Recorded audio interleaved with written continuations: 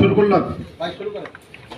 সুপ্রিয় সাংবাদিক ভাই ও বোনেরা, আপনাদেরকে আন্তরিক শুভেচ্ছা জানাচ্ছি। এখানে আমাদের দলের গুরুত্বপূর্ণ সিনিয়র নেতৃবৃন্দ সহ চেয়ারপারসন উপদেষ্টা কাউন্সিলের সদস্য বীর মুক্তিযোদ্ধা আব্দুল সালাম এবং বীর মুক্তিযোদ্ধা জয়নুল আবেদিন ফারুক, সাবেক বিরোধী দলীয় সুপ্রিম সহ আমাদের এখানে গুরুত্বপূর্ণ আরো নেতৃবৃন্দ আছেন। বিএনপি জাতীয় নির্বাহী কমিটির সাংগঠনিক সম্পাদক অ্যাডভোকেট আব্দুল সালাম আজাদ, বিএনপি চেয়ারপারসনের বিশেষ সহকারী অ্যাডভোকেট শামসুর রহমান শিমুল বিশ্বাস রয়েছেন, আমাদের সহ সাংগঠনিক সম্পাদক ঢাকা বিভাগে কাজী সাইয়েদুল ইসলাম বাবুল, সহ অর্থনৈতিক বিষয়ক সম্পাদক মাহমুদুর রহমান সুমন, নির্বাহী কমিটির সদস্য কাজী রফিক এবং ছাত্রদলের সাবেক আমাদের রাশেদ। বন্ধুরা, আপনাদের সবাইকে আন্তরিক শুভেচ্ছা ও কৃতজ্ঞতা। শেখ হাসিনার ইচ্ছায় এদেশের আইন প্রয়োগ হয়, সেটা আপনারা দেখেছেন। কিচ্ছু লাগে না, সরকারের সাথে দালালি করলে জেলখানা থেকে আগেই সে ছুটে গিয়ে আওয়ামী লীগের নমিনেশন নিয়ে এমপি হবে। আর যারা দলের পক্ষে, গণতন্ত্রের পক্ষে থাকে তাদেরকে জেলখানায় পচে মরতে হবে, দীর্ঘদিন অবস্থান করতে হবে, অনেক দিন অবস্থান করতে হবে, মাসের পর মাস, বছরের পর। আপনারা দেখেছেন দলের মহাসচিব, দলের জাতীয় স্থায়ী কমিটির সদস্য দুইজন, মির্জা আব্বাস এবং আমির খসরু মাহমুদ চৌধুরী, এরা কেউ নিষ্কৃতি পায়, নির্বাচন শেষ না হওয়া পর্যন্ত মুক্তি মেলেন।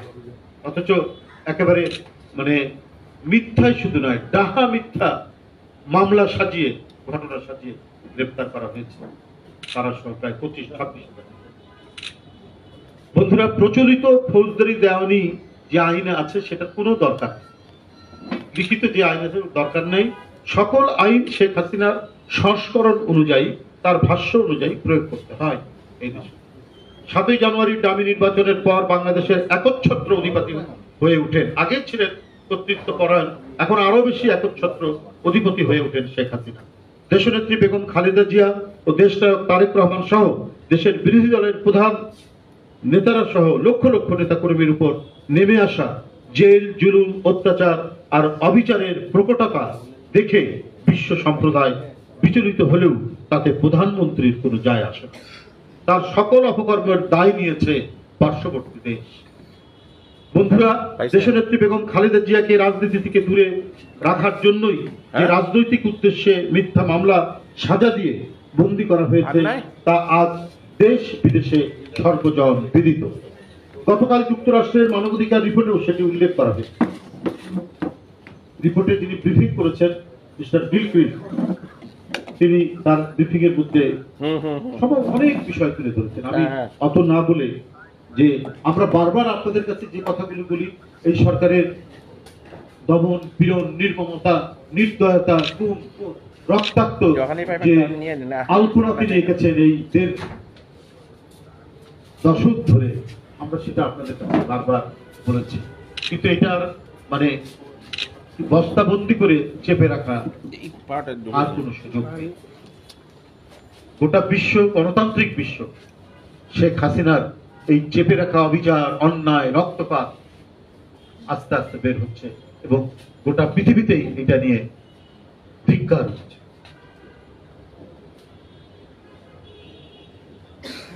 রিপোর্টে বাংলাদেশের গুম, খুন, গুপ্ত হত্যা, কারা নির্যাতন সহ ভয়াবহ মানবাধিকার লঙ্ঘন বিষয়ে গভীর উদ্বেগ প্রকাশ করা হয়। সেখানে আরো বলা হয়েছে, অবাধ ও সুষ্ঠু নির্বাচনের মাধ্যমে সরকার পরিবর্তনের নাগরিকদের অধিকার হরণ করা হয়েছে।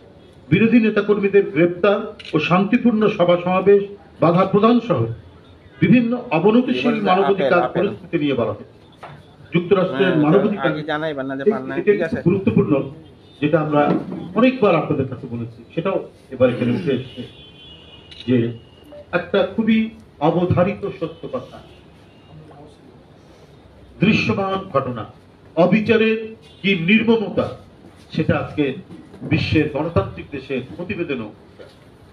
যুক্তরাষ্ট্রের মানবাধিকার রিপোর্টের ব্রিফিং এ মিস্টার গিলক্রিস্ট মানবাধিকার পরিস্থিতিতে উদ্বেগজনক বলেছেন এবং ব্রিফিং এর এক পর্যায়ে তিনি বলেছেন, a political প্লয় to remove the leader of the opposition, দেশনেত্রী বেগম খালেদা জিয়া বলেছেন, ফ্রম দি ইলেকটোরাল প্রসেস।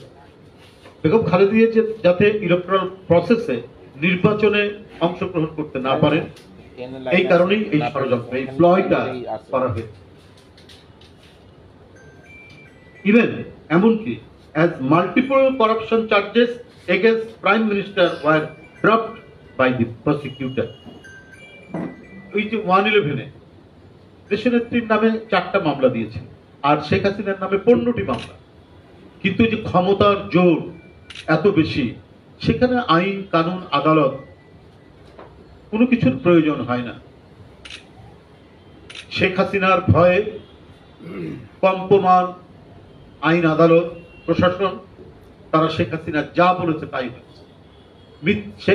দেশনেত্রীর নামে মিথ্যা মামলার গুলোর উপর তারা আইনি প্রক্রিয়া সাজা দেওয়া, মিথ্যা মামলা সাজানো করেছে। আর তার নামে যে 15টি মামলা, সেটা একেবারে কাল বৈশাখীর ঝড়ে শেখ হাসিনার হুমকির কাল বৈশাখীর ঝড়ে সেটা আকাশে মিলিয়ে দেওয়া, কর্পূরের মতো এটা মিলিয়ে গেল। আমরা এই বিষয়গুলি অনেকবার বলেছি, সেটাও এবারে। Even as multiple corruption charges against Prime Minister were dropped by prosecutor. দেশনেত্রী বেগম খালেদা জিয়ার সাজা নিয়ে দেশবাসী এতদিন যা মনে করেছে তা মার্কিন প্রতিবেদনে উঠেছে এবং জনগণ এটা বিশ্বাস করছে যে বেগম খালেদা জিয়া রাজনৈতিক প্রতিহিংসার শিকার, বেগম খালেদা জিয়া শেখ হাসিনার বিদ্বেষের শিকার, শেখ হাসিনার অসুয়ার শিকার। সেটা এখন গণতান্ত্রিক বিশ্বের যারা খুব অবজেক্টিভলি এটা পর্যবেক্ষণ করছেন, অবজার্ভ করছেন, তারা এখন সেগুলোকে তুলে ধরছে। আমি প্রধানমন্ত্রীর দ্বারা আবারও প্রমাণিত হলো, ফ্যাসিবাদ প্রতিষ্ঠা পেলে বিরোধী শক্তি সহ গণতন্ত্র স্বীকৃত নাগরিক স্বাধীনতাকে নিশ্চিহ্ন করা যায়। আর আইন আদালত প্রবল প্রতাপশালী এক নায়কের নির্দেশপত্র মোতাবেক চলে, যেমন ভাবে শেখ হাসিনা ক্ষমতাসীন হওয়ার পরে নিজের মামলাগুলিকে নিরুদ্দেশ করেছে। আর বিরোধী দল দমনের বিপুল প্রচেষ্টা সার্থক করতে গুম, বিচার বহির্ভূত হত্যা ও ধারাবাহিক খুনের এক ভয়াবহ মানবাধিকার লঙ্ঘনের বাতাবরণ তৈরি করা। তাই ফ্যাসিবাদ থাকলে পরে নির্বাচন হয় একতরফা, আমি আর ডামিন নির্বাচন। আর ওই নির্বাচনের যে জাতীয় সংসদ, ওই সংসদ জনগণের স্বার্থ নিয়ে যে একবারে উদাত্ত বিতর্কমূলক যে ইয়ে থাকে, যে পরিবেশ থাকে, সেই পরিবেশকে নিশ্চিহ্ন করে এখন এটাকে করা হয়েছে তাদের নিজেদের একটা হাউস অফ এন্টারটেইনমেন্ট। বর্তমান ডামি সরকার অভিন্ন হৃদয় বড় বন্ধু হচ্ছে পার্শ্ববর্তী দেশ ভারত। মনে হচ্ছে দেশের স্বাধীনতা সার্বভৌমত্বের চাবিটা শেখ হাসিনা তাদের দিয়ে দিয়েছে। বাংলাদেশের সরকারের সকল অপকর্মের একমাত্র প্রোটেক্টর হিসাবে তারা একমাত্র ভারতকেই মনে করে। তাই প্রায় প্রতিদিনই বাংলাদেশ ভারত সীমান্তে বিএসএফ কর্তৃক বদ্ধভূমি বাড়ানো হলেও আওয়ামী নিপীড়িত সরকারকে নিশ্চুপ থাকতে। বন্ধুরা, হিউম্যান স্পিরিট শূন্য বিএসএফ এর রক্ত পিপাসু ভূমিকায় সারা জাতি ও আন্তর্জাতিক সম্প্রদায় উৎকণ্ঠিত। বিএসএফ এর নরহত্যার দায় দখলদার আওয়ামী সরকারের উপরেও বর্তায়। তাদের নতজানু নীতির কারণে বিএসএফ আশকারা পাচ্ছে। গতকালও ব্রাহ্মণবাড়িয়া জেলাধীন কসবা উপজেলার কুটিয়া সীমান্তে ভারতীয় সীমান্তরক্ষী বাহিনীর গুলিতে হাসান মিয়া নামে এক বাংলাদেশি যুবক নিহত। সীমান্তে রক্তের দাগ যেন শুকাচ্ছেই না। বাংলাদেশি মানুষের রক্তে সীমান্ত সবসময় ভেজা থাকছে। ভারতীয় সীমান্তরক্ষী বাহিনী বিএসএফ যেন নির্যাতন আর মৃত্যুর নির্মম খড়গ। তাদের মনে নিত্য জেগে রয়েছে কেবল হত্যার উল্লাস। আর দখলদার আওয়ামী সরকার আইন শৃঙ্খলা বাহিনী ও যুবলীগ ছাত্রলীগ ক্যাডারদের দিয়ে নিজস্ব সেনা দল গঠন করে নিজ দেশে জনগণের বিরুদ্ধে প্রতিনিয়ত চালাচ্ছে সাঁড়াশি অভিযান। কিন্তু ক্ষমতার নেশায় আচ্ছন্ন দখলদার আওয়ামী সরকার বিএসএফ এর বর্গীর ভূমিকার বিরুদ্ধে টু শব্দ করতে পারে না। আমি বাংলাদেশ ভারত সীমান্তে বিএসএফ কর্তৃক গতকাল নিহত হাসান মিয়া সহ প্রতিনিয়ত বাংলাদেশি মানুষের নির্বিচারে হত্যার ঘটনার তীব্র নিন্দা ও ধিক্কার জানাচ্ছি। গতকাল কসবা উপজেলার ফুটিয়া সীমান্তে ভারতীয় সীমান্ত রক্ষী বাহিনীর গুলিতে নিহত হাসান মিয়ার আত্মার শান্তি কামনা করছি এবং তার পরিবার বর্গের প্রতি গভীর সহানুভূতি জানাচ্ছি। এছাড়াও বন্ধুরা, আমার ছোট্ট দুটি ঘটনা। ঢাকা মহানগর দক্ষিণ অন্তর্গত ওয়ারী থানাধীন 39 নম্বর ওয়ার্ড বিএনপির সাধারণ সম্পাদক জাফর ইকবাল লিটনকে গতকাল গ্রেফতার করে পুলিশ। এছাড়াও লালমনিরহাট জেলা বিএনপির যুগ্ম সাধারণ সম্পাদক সাবেক উপজেলা চেয়ারম্যান AK মুমিনুল হক ও সদর উপজেলা ছাত্র দলের আহ্বায়ক জাহাঙ্গীর খান একটি মিথ্যা মামলায় উচ্চ আদালতে জামিন থাকা সত্ত্বেও গতকাল জেলা আদালতে জামিন চাইতে গেলে আজ্ঞাবহ আদালত তাদের জামিন নামঞ্জুর করে কারাগারে প্রেরণের ঘটনায় আমি তীব্র নিন্দা প্রতিবাদ। গত 19 এপ্রিল 2024 তারিখে চট্টগ্রাম মহানগর তাঁতি দলের যুগ্ম আহ্বায়ক আকবর শাহ থানা তাঁতি দলের সভাপতি মোহাম্মদ আনোয়ার হোসেন জাহাঙ্গীরকে গ্রেফতার করে পুলিশ।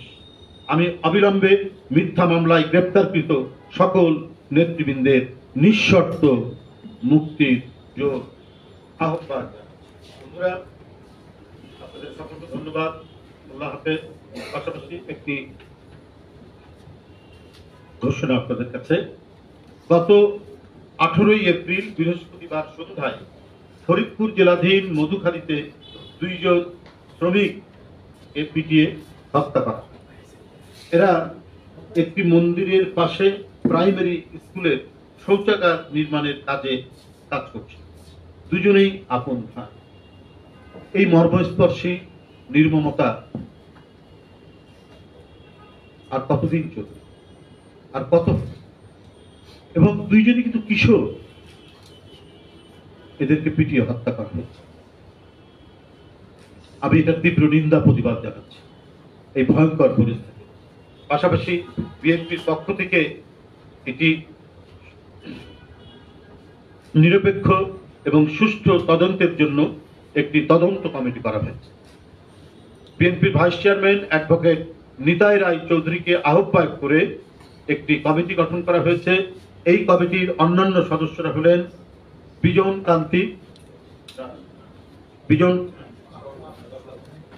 কান্তি সরকার, সরকারের সাবেক যুগ্ম সচিব আর বিএনপি চেয়ারপারসনের উপদেষ্টা কাউন্সিলের সদস্য বিজন কান্তি সরকার সদস্য রয়েছেন ব্যারিস্টার রুহুল কুদ্দুস কাজল, বিএনপির জাতীয় নির্বাহী কমিটির সদস্য। তিনি সদস্য রয়েছেন বিএনপির জাতীয় নির্বাহী কমিটির ফরিদপুর বিভাগীয় সাংগঠনিক সম্পাদক শামা ওবায়েদ। সদস্য রয়েছে বিএনপির সহ ধর্ম বিষয়ক সম্পাদক অমলেন্দু দাস অপু। বন্ধুরা, এটি গতকাল আমাদের জাতীয় স্থায়ী কমিটির যে সভা, সেই সভায় এই ঘটনার গভীর উদ্বেগ প্রকাশ করা হয়। গতকাল জাতীয় স্থায়ী কমিটির সভায় এই মর্মান্তিক মর্মস্পর্শী ঘটনার এই নির্মম হত্যাকাণ্ডের গভীর উদ্বেগ প্রকাশ করা হয় এবং উদ্বেগ প্রকাশ করে এটি সুষ্ঠু এবং নিরপেক্ষ তদন্তের জন্য একটি কমিটি গঠনের সিদ্ধান্ত হয়, যা আপনাদের সামনে আমি এখানে উপস্থাপন করব। আপনাদের সকলকে ধন্যবাদ। খোদা হাফেজ।